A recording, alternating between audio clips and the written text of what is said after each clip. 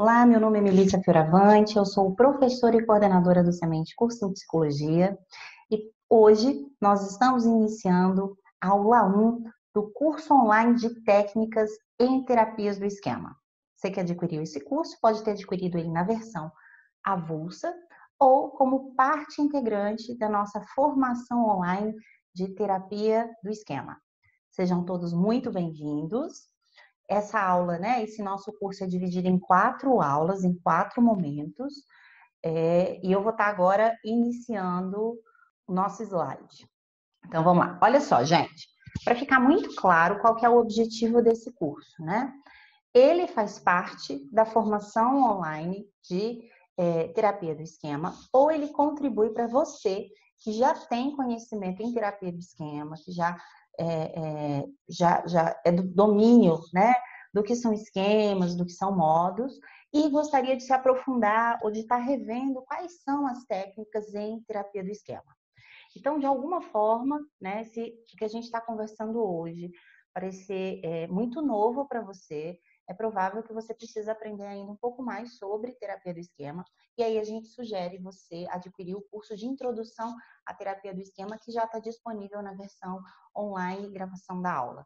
Então, vocês vão perceber aqui que o nosso curso hoje, ele é muito técnico. Então, a gente não vai trabalhar com conceitos do que são esquemas, do que são processos de manutenção do esquema, porque a gente vai direto para a técnica.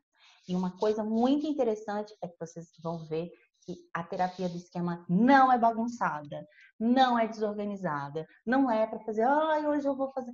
Quando criança, eu assistia a Xuxa, né, gente? Como todo mundo assiste Xuxa.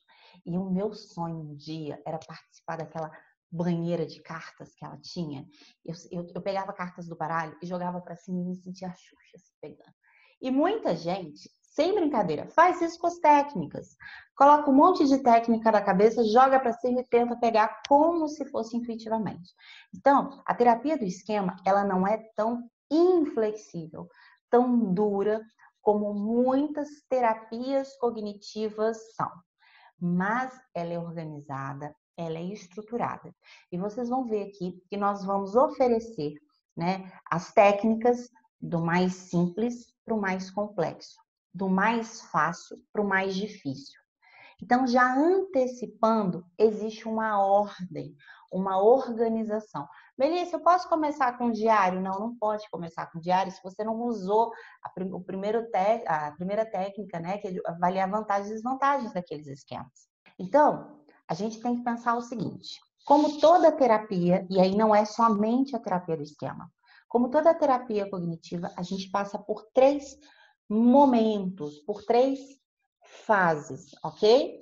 Nós temos a fase 1, que é a identificação e a avaliação dos esquemas, é a nossa formulação de caso, tá? Nós temos a fase 2, que é o processo de mudanças, que são as técnicas cognitivas, vivenciais e comportamentais, e nós temos a fase 3, prevenção de recaída. A gente vai falar muito sobre essa fase 1, tá? E sobre a relação terapêutica no 4º curso que vai acontecer no 2º semestre, que é o processo em terapias do esquema, tá bom? Então, o que seria, de uma forma geral, como a gente já falou no curso anterior, a formulação de caso, uma conceitualização de caso em terapia do esquema? Ou seja, quando a gente fala da fase 1, que é essa fase onde eu estou conhecendo o meu paciente, onde eu estou tentando entender de fato qual é o problema. Isso não é um puxão de orelha. Significa que nem sempre aquilo que o paciente me diz é de fato o problema. Eu sei que isso é complicado, porque de uma certa forma parece não empático o que eu estou dizendo. Como se eu desconsiderasse a necessidade do meu paciente. Mas olha só, a gente já falou em outros cursos que é muito importante, independente da abordagem teórica que você escolha, e eu imagino que se você está fazendo esse curso é porque você gosta de terapia cognitiva ou das terapias cognitivas e especialmente da terapia do esquema. É muito importante a gente entender um pouquinho dos estágios de mudança. Então, vamos imaginar que esse seu paciente está no 2º estágio de mudança, ele está em contemplação. Ele até reconhece que tem um problema, mas que ele tem dificuldade para gerar motivação para esse problema. Vamos imaginar que esse paciente, ele esteja querendo emagrecer. E ele quer muito emagrecer. Então, ele chega no seu consultório dizendo para vocês que ele quer muito emagrecer. Então, você escuta isso como o quê? Como uma queixa, como um problema. Então eu vou trabalhar isso com o paciente. Mas você não escuta ou não dá importância quando ele diz para você que ele não quer abrir mão dos hábitos alimentares dele. Então, como é possível a gente emagrecer e não abrir mão dos hábitos alimentares? Então, vocês vão perceber que, na verdade, ele tem duas queixas. Ele tem a queixa de que eu não estou satisfeito com o meu peso e, ao mesmo tempo, ele tem uma segunda queixa, que é eu quero continuar com os meus hábitos alimentares, mesmo sabendo que com isso eu não consigo outra. Como é que eu lido, né, com isso? Isso também é uma outra queixa. Então, o que acontece? A gente, num afã de querer dar solução para o paciente, fazer com que ele se sinta satisfeito, com que ele se sinta seguro, porque os nossos esquemas de fracasso e de padrão inflexível estão gritando, com 2, 3 sessões a gente quer dar uma resposta para o paciente. E aí, se a gente não reconhece quais são os padrões de vida disfuncionais, né? Os disparadores desses esquemas, quais são esses esquemas, né? Como esses esquemas se formaram lá na infância. E aí, não precisa nem falar de terapia esquema, gente, pode falar de qualquer outra abordagem. Se você não tem na sua formulação, de acordo com a sua abordagem, né, uma formulação clara de tudo isso, quais são, por que o paciente, uma coisa que eu não gosto muito de falar, né? Qual que é o ganho secundário do paciente se manter daquela forma? Muitas vezes a gente não faz essa pergunta, né? Mas eu não posso usar a palavra ganho secundário. Engraçado que num dos livros do Beck, ele meio que usa, olha, isso é mais ou menos como se fosse o ganho secundário. A gente precisa avaliar o que ele ganha, né, mantendo aquela distorção cognitiva, o que ele ganha mantendo aquele comportamento disfuncional, o que ele ganha mantendo esses esquemas presentes, né, perpetuando esses esquemas. E aí a gente vai, né, identificar os estilos de enfrentamento, vai fazer uma avaliação do temperamento, e aí quando a gente junta tudo isso, a gente tem condição de fazer uma boa conceitualização de caso, e aí a gente vai para a fase, voltar aqui, para a fase de mudança. E aí nós começamos o uso das técnicas cognitivas de fato. E aí sim eu espero gerar flexibilidade cognitiva. E aí eu espero gerar reestruturação cognitiva. Melissa, eu posso fazer por exemplo, sair da terapia do esquema, que eu acho que fica fácil para vocês entenderem. Eu posso fazer, tem uma técnica que chama Gosto e Faço, né? Quem fez o curso de técnicas em terapias cognitivas, eu acho que viu isso. O que eu gosto, né? O que eu faço? O que eu gosto, o que eu não faço? O que eu não gosto, o que eu não faço? Ele pode ser utilizado, esse quadrado, né? No início da avaliação, para você ter um panorama, um desenho desse paciente. Mas ali ainda não está na fase de mudança. Não está na hora de você observar que ele faz muitas coisas que ele não gosta e ele não faz muitas coisas que ele gosta.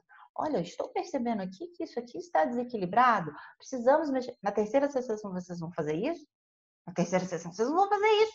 Na terceira sessão vocês vão avaliar, tá? Por que eu estou gastando um tempo falando sobre isso? Para vocês não darem uma bugada, que eu já dei esse curso em algumas vezes, as pessoas dão uma bugada quando a gente fala das técnicas de imagem, tá? Quando a gente fala da fase 1, nós também vamos usar alguns exercícios de imagem. Quando a gente volta aqui, ó, tá vendo? Fase 1, identificação e avaliação do esquema, é a nossa formulação de caso. Fase 2, mudança. Eu quero fazer com que esse sujeito comece a mudar a disfuncionalidade dele para algo mais funcional. Eu vou usar técnicas cognitivas técnicas vivenciais e comportamentais. Nesta ordem. Mas, quando eu ainda estou na fase de avaliação, eu vou me apropriar de algumas técnicas vivenciais para contribuir na minha avaliação. Não é hora de fazer mudança ainda. Essas técnicas não são para gerar intervenção. Essas técnicas são para gerar interpretação. Na fase de avaliação, a gente faz interpretação. Na fase de mudança, a gente faz intervenção. Então, na fase 1, que é essa fase de identificação e avaliação, o que a gente tem por objetivo, principalmente em terapia do esquema? Observar se a gente está falando de um problema muito situacional, e aí a gente tem técnicas cognitivas maravilhosas. A gente não precisa utilizar as técnicas da terapia do esquema, a gente pode ir para as técnicas da terapia beckiana, elas vão funcionar muito bem, tá? Ou a gente está falando de algo que reflete um padrão de vida. Aquele tipo de comportamento a pessoa fez a vida toda. Melissa, eu preciso estar falando de um transtorno? Não. Mas quantos pacientes não vão para a terapia com um comportamento há mais de 20 anos de procrastinação? Eles podem ser procrastinadores no trabalho, ou no trabalho eles são maravilhosos, mas eles super procrastinam na saúde deles. São pessoas que procrastinam na relação amorosa. Então, esse tipo de procrastinação, ele não é um transtorno. A gente não tem um transtorno procrastinador de saúde mental no DSM ou no CID. Mas a gente sabe o quão a procrastinação torna o sujeito mais disfuncional, causando prejuízo e sofrimento para ele.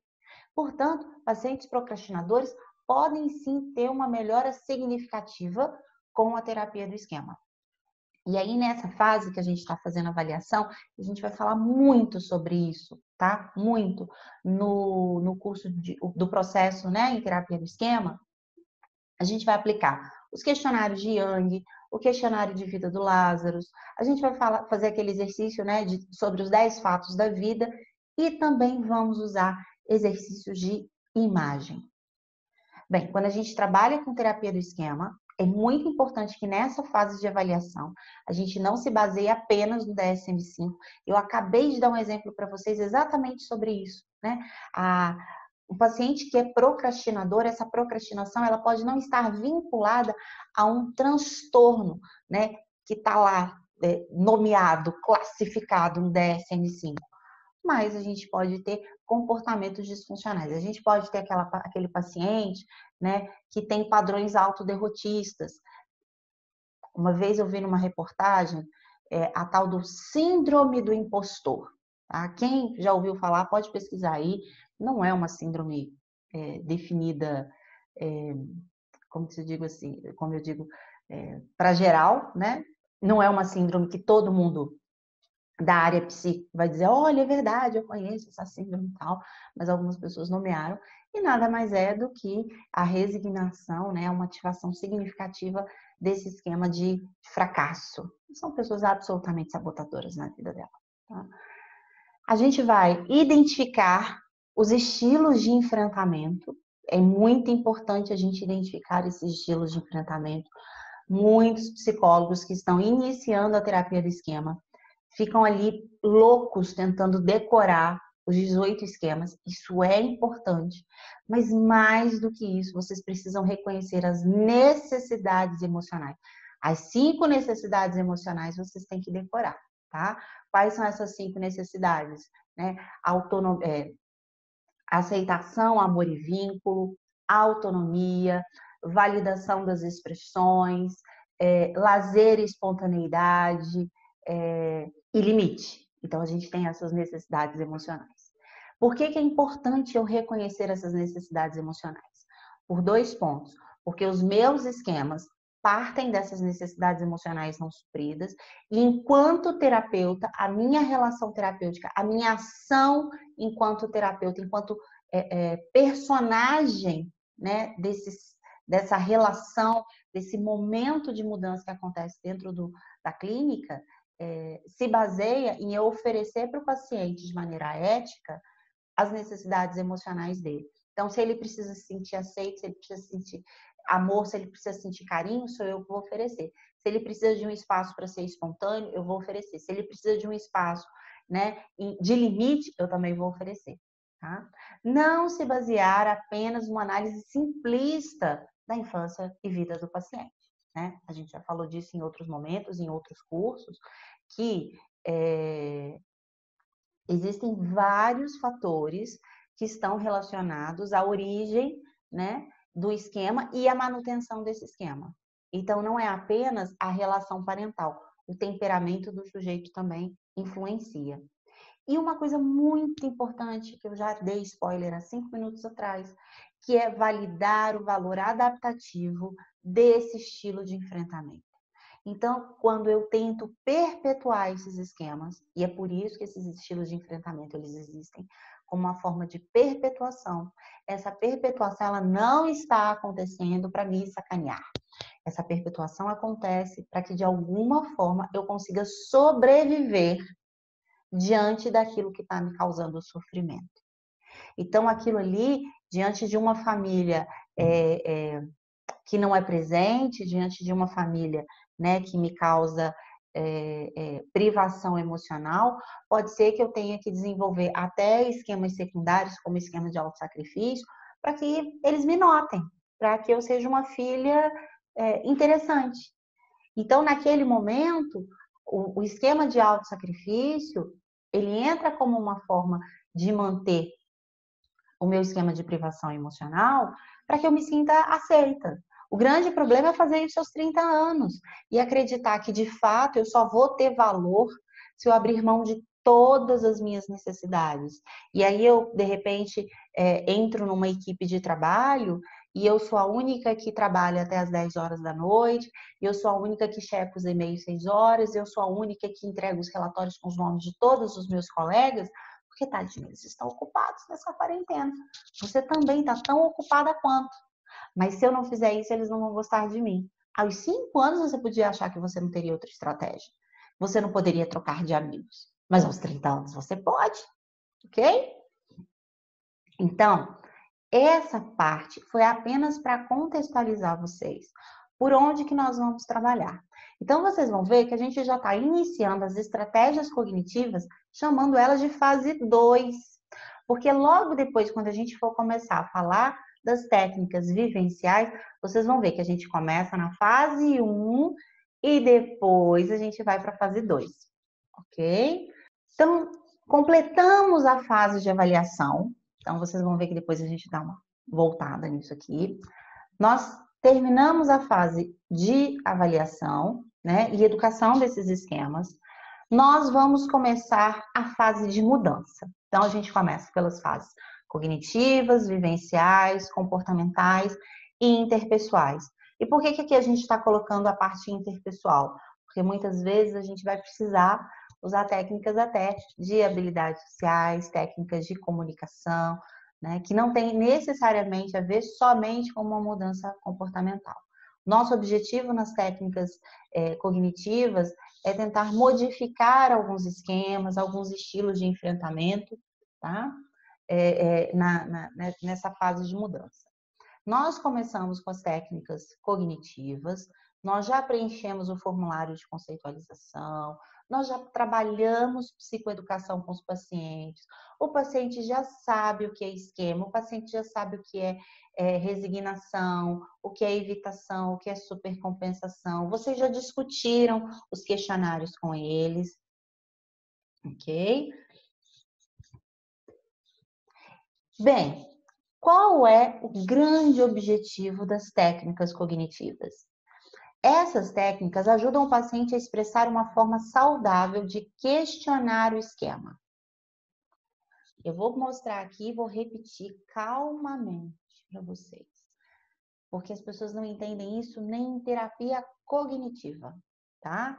Principalmente quando a gente está falando de pacientes mais crônicos, pacientes mais difíceis, pacientes mais inflexíveis. Esse tipo de paciente, técnicas cognitivas mais como eu posso dizer, eu ia falar a palavra superficial, mas eu não gostei, achei preconceituosa a palavra superficial. Como eu posso dizer? Que tem um menos convencional. Convencional. Obrigada, Maurício, obrigada. Eu fiquei vermelha aqui agora que eu chamei. Tadinho, o Beck, gente. O Beck não é superficial, tadinho. Se ele estivesse aqui me vendo agora, ele ia ficar bravo comigo. O Beck, ele não é superficial. Mas o que eu quero dizer? É que eu já estou querendo avançar. Sabe aqueles pacientes que vão dizer para vocês assim, Melissa, eu entendi aqui. Na minha cabeça isso está muito claro, mas emocionalmente eu não consigo entender. Então, isso não é reestruturação cognitiva, tá? Isso significa que o paciente está começando a aceitar que existe um outro ponto de vista. Ele ainda não conseguiu mudar o ponto de vista dele. E aí, esse tipo de técnica, né? Por exemplo, o RPD, ele é muito importante. Mas quando você tem pacientes muito inflexíveis, o RPD, ele não vai gerar reestruturação cognitiva, tá? Então, as técnicas cognitivas, elas têm por objetivo permitir que o paciente expresse, se comunique, dialogue com esses esquemas. As técnicas cognitivas permitem que o paciente faça uma metacognição, uma desfusão do pensamento dele. Ele começa a entender que existem vozes na cabeça dele. Não estou falando de esquizofrênico não, tá, gente? Eu estou falando dessas vozes aqui. Agora mesmo, vocês estão prestando atenção no que eu estou falando? Vocês estão ouvindo a minha voz e, ao mesmo tempo, vocês estão pensando, será o que vai ter de almoço? Né? E à noite, qual vai ser a comida que eu vou pedir para entregar? E o filme? Meu Deus, eu estou aqui, estou escutando meu filho fazendo barulho. O que será que está acontecendo? A gente tem vozes, tem várias vozes dentro da nossa cabeça. O grande problema é que antes do paciente fazer terapia, ele acha que a única voz dele é essa voz que põe ele para baixo, que sacaneia, que é hipercrítica, que acha que todo mundo está querendo sacanear, sabe? Que tudo é perigoso, que tudo é ruim. E ele acha que essa voz é verdadeira. Ele fica colado a uma adesão nessa voz. Então, as técnicas cognitivas vão permitir criar, e eu preciso que vocês lembrem disso para vocês usarem de exemplo. Primeiro momento da terapia de vocês é transformar o paciente de vocês em um promotor. É promotor que diz, é promotor. É aquele que vai lá e vai brigar, né, com o réu. Não é o advogado de defesa. O advogado de defesa já está dizendo para ele, não, você pode comer 5 ovos de chocolate na Páscoa. Você está de quarentena, essa Páscoa está uma droga, você não vai ter ninguém na sua casa. Por que não enfiar o pé na jaca? O advogado de defesa faz isso. O promotor. Vocês vão trabalhar com as técnicas cognitivas para desenvolver no paciente a habilidade dele confrontar esses esquemas. Talvez as mudanças mais significativas aconteçam com as técnicas vivenciais. Aqui já ajuda muito, porque ele já começa a escutar o pensamento dele e faz, tá aí você de novo. Ai, fala, o que é? O que houve? Sabe quando você tem um vizinho chato ou um primo chato que entra no WhatsApp? Aqui, eu preciso falar um negócio com você. Aí você pega super animado. O que houve? Mas você não tá ali? Você não tá conectado, mas você tá ali. Então, a gente começa a desconectar esse paciente desses esquemas. A gente não elimina os esquemas, mas ele começa o quê? A como que é? A mexer nos esquemas, né? Esses esquemas se tornam mais moldáveis. E olha que interessante. Até então, quando ele não é o promotor dos próprios esquemas, né? Ele briga com esses esquemas, ele é o esquema. Quando você começa a permitir que esse paciente se expresse de maneira saudável, ele tem o esquema. Ele não é o esquema. E aí, se a gente amplia isso, ele não é a depressão, ele tem a depressão. Ele não é o ansioso, ele tem a ansiedade. Porque por mais que o paciente ele fale, não, eu tenho depressão, ele não se vê como tendo depressão, ele se vê sendo a depressão. Ele é a encarnação, né, daquela depressão. Ele é a encarnação daquele toque. Ele é a encarnação daquele comportamento narcísico. E aí você cria esse distanciamento. Tá? Então, o terapeuta ele vai auxiliar o paciente a construir uma argumentação lógica e racional contra o esquema. Todas as estratégias cognitivas, elas têm esse fim, esse objetivo. Só que para a gente fazer isso de maneira concisa, de maneira significativa, eficaz, a gente vai precisar usar um passo a passo. Por isso que nos outros cursos de terapia do esquema, mas eu posso fazer essa técnica, eu posso fazer essa, mas eu fiz assim e não funciona. Por quê? Por muitas vezes a gente enfia, como a vovó já dizia, a carroça na frente dos bois. E aí, meu amor, a carroça não vai andar. Você pode soprar, você pode empurrar, você pode dar cenoura pro burro, não vai andar. Em geral, os pacientes não questionam seus esquemas, e sim aceitam como algo dado, como verdade. É aquilo que eu sinto, é aquilo mesmo, tá? Em seus mundos internos, os esquemas reinaram sem questionamento, e não houve modo adulto saudável para se contrapor aos mesmos. E eu vou dar um exemplo para vocês. Quem já assiste os meus cursos sabe que eu falo de mim o tempo todo. Se tem uma pessoa que eu tenho como exemplo, sou eu, tá? Por muito tempo, né, eu achava que eu agradava as pessoas sendo gentil. E aí, eu sempre quis agradar as pessoas. Voltando aqui para o meu exemplo, né? Eu sempre acabo sendo exemplo. Eu sempre gostei muito de agradar todo mundo. E aí, uma das grandes dificuldades que eu tinha na minha vida era de dizer não. Então, muitas vezes aquilo gerava em mim uma grande dificuldade, porque eu não queria fazer aquilo, eu não queria passear, eu não queria que ela dar aquela volta, eu não queria comer aquilo. E aí, o que acontece? Eu dizia assim para tudo. Até um dia que eu começo a namorar, e aí, né, a primeira coisa que eu viro pro meu namorado, a gente vai comer hoje um hambúrguer, você quer? Não. Gente, eu passei uma semana me preparando para um término. Vocês acham que eu tô exagerando? Não tô exagerando, não. Foi assim. E aí vocês imaginam quantas outras coisas ele me deu não. A gente podia fazer um passeio no shopping hoje. O que você acha? Não. No shopping eu não quero ir, não. A gente podia ficar na sua casa assistindo filme. Ok, tudo certo, tá tudo bom, né? Não. Vocês não estão entendendo. Toda vez que ele dizia um não para a minha programação, aquilo era uma gotinha naquele meu potinho de abandono, né? Que alguém conhece, sabe que tem, do abandono e da privação. Do abandono menos, mas da privação, né? Do tipo, ele não me ama. Ele não quer ficar comigo. E aí, a cada 15 dias, eu tinha uma DR enorme. Uma DR enorme. Porque eu dizia para ele, olha, a nossa relação não tá boa. As coisas não estão funcionando. E ele olhava para minha cara assim, como assim as coisas não estão funcionando? Não estão funcionando. O tempo todo você diz não para mim. Mas eu não queria comer um hambúrguer. Mas você queria o quê? O que você queria? Se você não queria comer um hambúrguer, mas eu te falei, eu queria comer uma pizza. Mas eu sempre como pizza, por que você não queria comer um hambúrguer? Porque aquele não dele ativava em mim um esquema significativamente doído.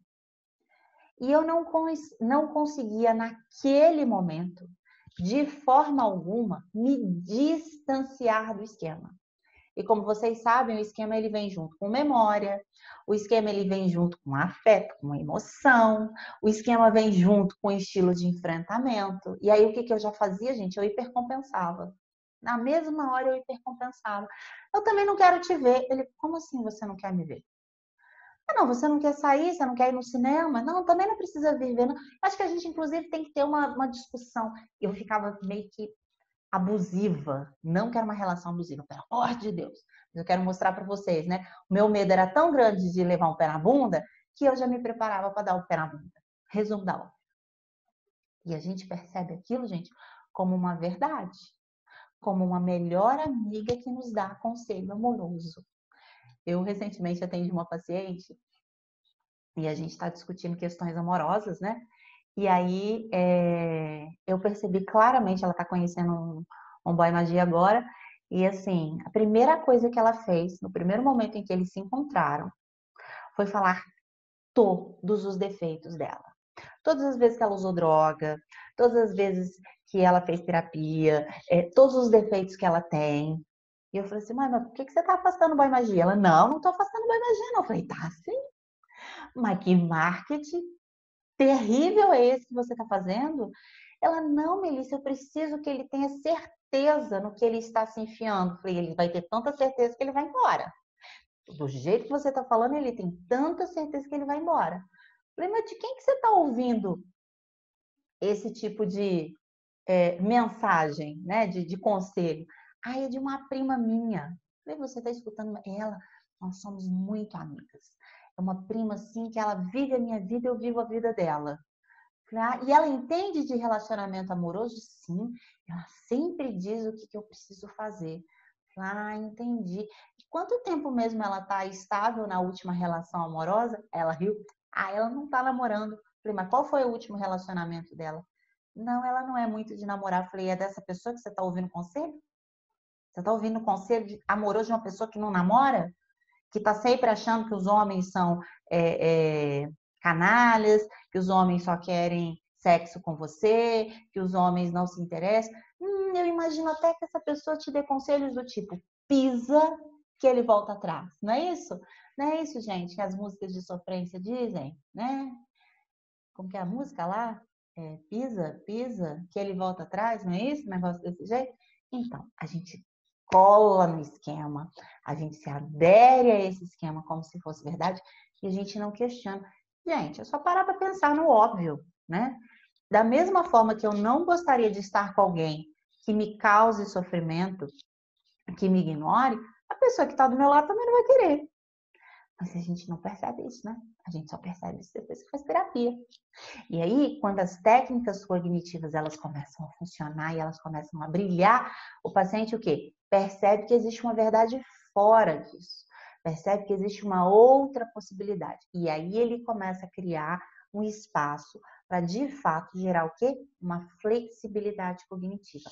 A flexibilidade cognitiva é isso, gente. Existe uma verdade fora do esquema. Existe uma forma diferente de pensar.